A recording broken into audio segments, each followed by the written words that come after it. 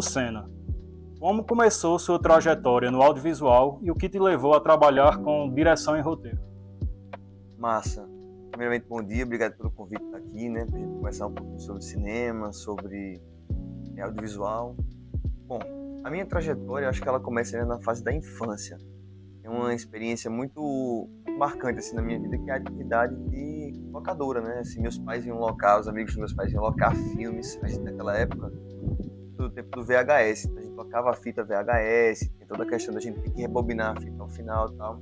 Foi nesse período ainda na minha infância, início da adolescência, que eu assisti muitas filmografias, né? Inclusive de filmes de terror, Chuck, Sexta-feira Bom 13, demais. A Hora do Pesadelo. Então acho que desde a minha infância ali eu já estava recebendo esses filmes, já comecei a desenvolver um gosto pelo cinema, ainda muito embrionário, assim, muito na questão de consumo ainda como entretenimento. E aí ao longo da minha trajetória, no tempo da escola, no tempo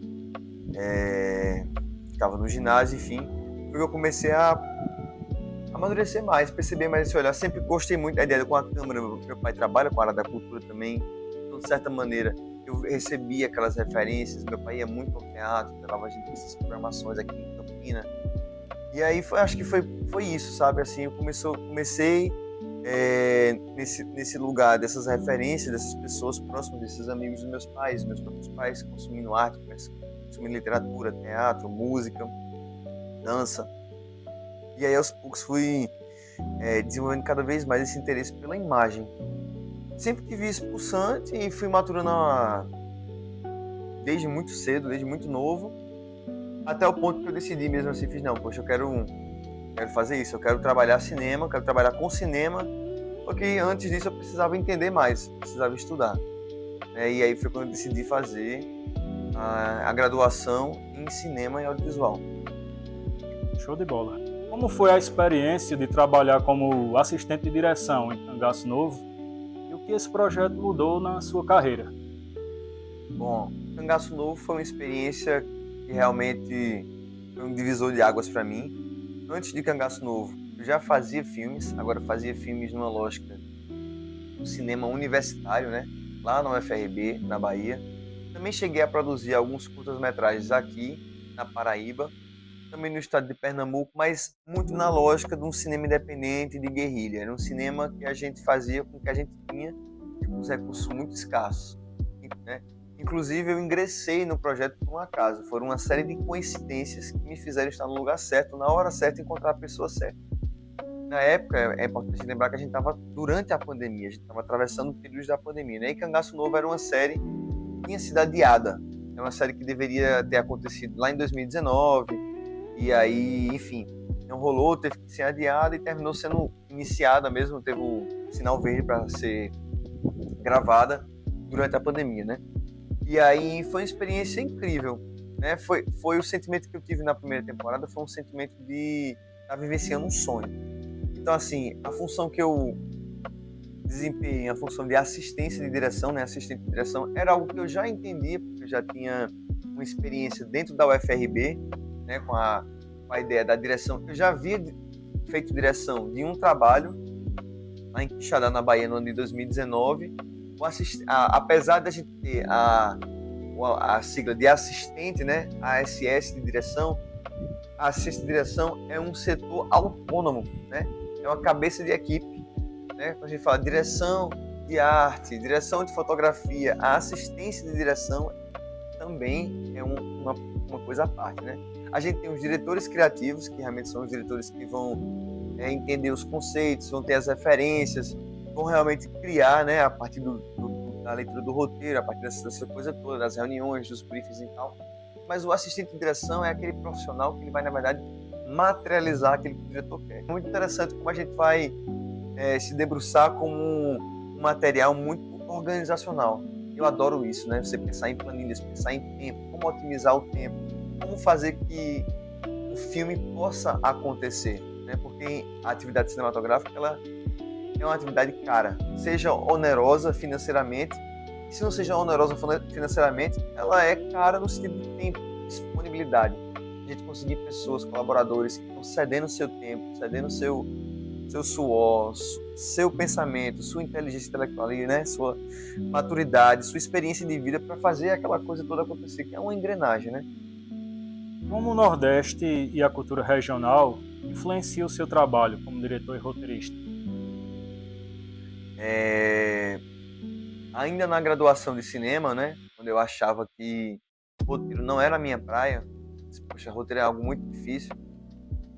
Foi através das aulas com o Roberto Duarte, né?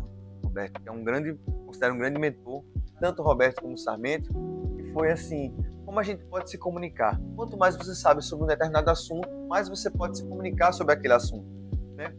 Então, por exemplo, quando eu vou montar as minhas histórias, quando eu vou criar os meus personagens, eu tento sempre trazer eles uma espécie de retorno à origem, né? Aquilo que é a origem, aquilo que é embrionário, aquilo que eu consigo dialogar, né? Então, assim, sendo uma pessoa que nasceu aqui na região da Paraíba, sou campinense, nasci aqui em Campina Grande, tive essa experiência de ir para a Bahia, estudar cinema, e também a minha infância também na região do Brejo, do Agreste. A gente consegue perceber essa realidade. E é isso que eu consigo trazer para meus filmes, para minhas ideias. É entender esses personagens reais. A gente fez muito trabalho de entrevista, de coletar entrevista, principalmente nos interiores.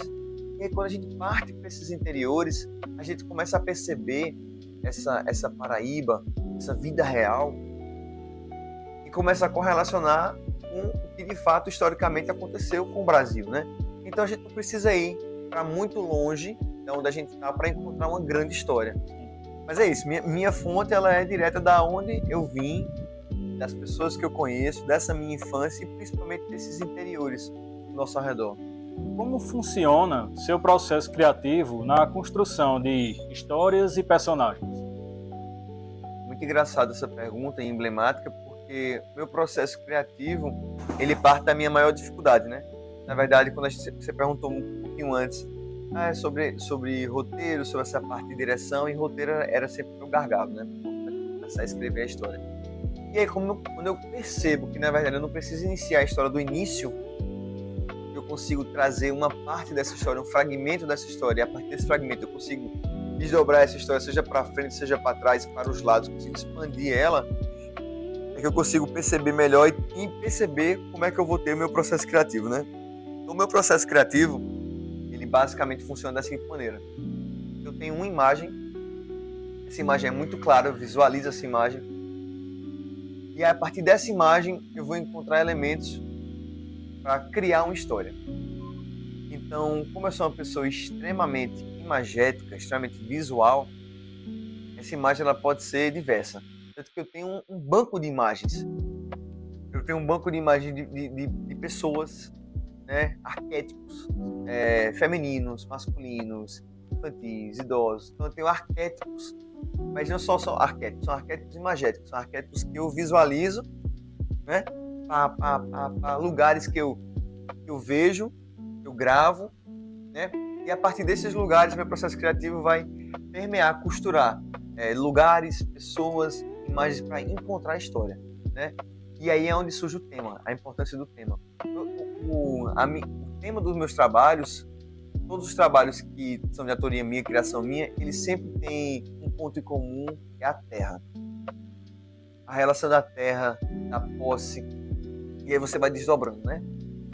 Você vai desdobrando para as questões como historiográficas, né? Como o colonialismo, você vai desdobrando para o banditismo social, você vai desdobrando para questões que são muito próximas à nossa vivência aqui do interior.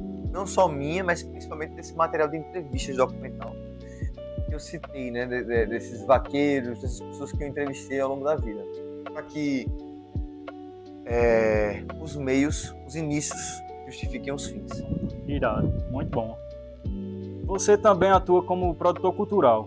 Como essa experiência impacta a sua visão artística e narrativa? Excelente pergunta, né? Enquanto profissional do audiovisual inserido nesse mercado, né, a gente percebe que a Paraíba é um território com poucas oportunidades, né, comparado com outros estados, inclusive nosso estado vizinho aqui, o Pernambuco, né, que é um grande polo cinematográfico, né? Então é muito interessante que o cinema, né, possibilita também no exercício pleno da economia criativa, né? E muitas vezes as pessoas que trabalham com cinema, os profissionais sempre autônomos, a gente sempre busca expandir nossa rede de atuação, né? E aí tem uma parte que eu claramente sou apaixonado também, né? Que eu tenho como ofício, tenho como uma ideia de vida também, de perspectiva assim, de perpetuar, que é a ideia de trabalhar com cinema e educação, né? Não somente fazer cinema, mas também formar pessoas, ser um agente multiplicador de saber, sempre que puder dar uma oficina, um curso. Então a gente tem essa coisa da economia criativa, da gente poder sempre, aquela coisa, dar um mecanismo, a coisa da cultura, né? Trabalhar com a cultura, né? E sempre deixar um pouquinho, plantar essa semente daquilo que a gente tá fomentando, né? Porque até a gente chegar num amadurecimento crítico, né? Fazer filmes, a gente precisa fazer filmes para serem assistidos, para serem consumidos. E a gente precisa formar as pessoas, a gente precisa formar o público para que eles tenham interesse, né, em consumir esse conteúdo, para que eles não fiquem reféns de conteúdos estrangeiros, né? Conteúdos que muitas vezes são completamente carentes de qualquer valor. De conteúdo, exatamente, de conteúdo, de valor sobre as nossas histórias. A gente tem uma cultura riquíssima, miscigenada. Quanto de aspectos ela consegue abordar, tá, enfim, criar, né, e ressignificar. Então, assim, a gente tem que ter essa atenção e esse olhar para a gente, né? Exatamente. Ficar parado, ficar consumindo coisa dos outros, que eles só vão mostrar o que eles querem que a gente absorva, tá entendendo? E a gente acaba ficando nesse ciclo, nesse loop de síndrome de vira-lata, de não valorizar o que tem. Exatamente.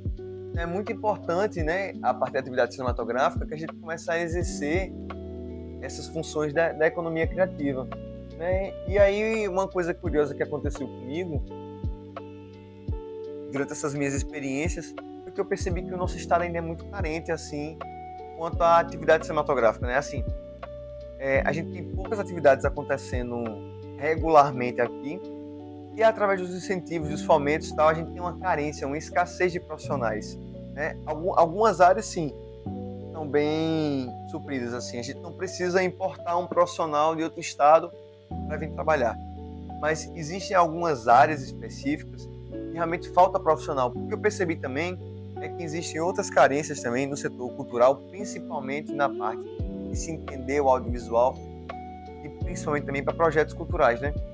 Então, foi aí que eu comecei a perceber mais que eu consigo também não somente fazer os meus projetos, mas também auxiliar as outras pessoas a fazer os projetos dela, né? E aí terminei pegando uma função que eu também gosto, né? Mas a princípio não é a minha primeira opção, que é a ideia da produção executiva, né? Eu já tenho essa proximidade com a assistência de direção. O ofício é completamente diferente, mas tem pontos em comuns que ajudam bastante, né? Tanto na assistência de direção como na produção executiva, a gente tem que ser bastante pragmático. A gente tem que ter essa organização, a gente tem que ter essa visão para se tornar a ideia execuível. A gente precisa fazer com que o projeto seja possível de ser executado. A gente trabalha muito de acordo com os dados da realidade, com as possibilidades. Não é um trabalho de criação, não é um trabalho inventivo. Isso é uma coisa que o pessoal não entende, que é consumir arte é fácil, mas criar boa arte, bicho, é muito difícil, demanda muito esforço, muito investimento. E investimento esse não somente financeiro, investimento físico, investimento intelectual, investimento de estudo que você tem que ter. Você tem que se dedicar todos os dias a estar ali ralando. Quem não trabalha com arte não sabe disso. Exatamente. Até a gente chegar no resultado final, é uma etapa, né? São uma série de etapas, microprocessos, né? Tem toda a hierarquia. Exatamente. E é isso que a gente trabalha muito no setor da assistência de direção, é entender o resultado final, mas entender quais são os microprocessos, as microetapas que eu preciso. Por exemplo, se eu tenho uma cena muito complexa para ser gravada hoje, e eu tenho um ator principal que só pode estar hoje conosco, né? Para conseguir fazer essa cena acontecer, eu tenho uma série de microetapas a serem seguidas. Eu preciso fazer com que o carro chegue no horário para buscar a pessoa, preciso fazer com que esse cara se alimente na hora correta, preciso fazer com que os outros departamentos consigam cumprir as suas demandas no horário determinado para conseguir entregar esse cara no horário que eu preciso, para conseguir ensaiar, para conseguir gravar. Então, assim, isso é um ofício da assistência de direção, mas é algumas expertises que você pode trazer para as outras áreas também, né? Quando a gente fala de produção executiva, a gente tem muito uma questão de dois recursos essenciais para a gente. Dinheiro e tempo. Exatamente. Tempo e dinheiro. A gente precisa saber gerir o nosso tempo. principalmente nosso tempo com dinheiro, porque mais valioso do que o dinheiro é o nosso tempo. Pois é. Porque se a gente tiver um problema que o dinheiro resolva, ok. Sim, Mas se a gente não tiver tempo, a gente não consegue resolver esse problema, né? Então, o trabalho da produção executiva é gerir esses recursos fundamentais, conseguir distribuir e fazer com que aquilo que foi planejado nessas microetapas seja possível de ser executado. Então, foi algo que eu terminei pegando também. Produção executiva é algo que eu gosto, não é a minha primeira opção, mas é algo que eu gosto sempre que preciso, sempre que algum amigo precisa, algum colega, algum colaborador, eu me disponho para fazer, não tenho problema nenhum. E aí é isso que o cinema terminou me proporcionando, essa inserção ainda maior no mercado cultural, né, como produtor cultural. Hoje também a gente coordena um festival de cinema de Remígio, não somente eu, né? Tem uma galera, um núcleo lá de Remígio, núcleo de atores do grupo de teatro de Remígio, alguns agentes que estão sempre em colaboração conosco, o próprio Regilson, que é o proprietário do Cine RT, o único cinema de rua em funcionamento da Paraíba. Então, assim, também foi outra área, né, do cinema que possibilitou o ingresso de trabalho, né, que é a parte da exibição do filme, né, distribuição e exibição. Uma distribuição que é a partir de edital, um edital que ele vai selecionar filmes tanto na Paraíba quanto no Brasil, né, no território nacional. Sim. E a gente vai exibir esses filmes numa janela incrível, né, que é o Cine RT. É um patrimônio nosso que a gente tem que valorizar. Historicamente é algo incrível, que é isso, a gente tem um único cinema de rua em funcionamento na Paraíba, né? Um dos únicos do Nordeste. Isso é uma herança que a gente deve sempre perpetuar, incentivar, inclusive formar plateias para que as pessoas vão assistir, desenvolvam o hábito de ir ao cinema consumir filmes, sobretudo os brasileiros. Está ótimo, muitíssimo obrigado. Esse aqui foi Raniel Lucena e continue fazendo o seu excelente trabalho. Valeu. Valeu, meu bom.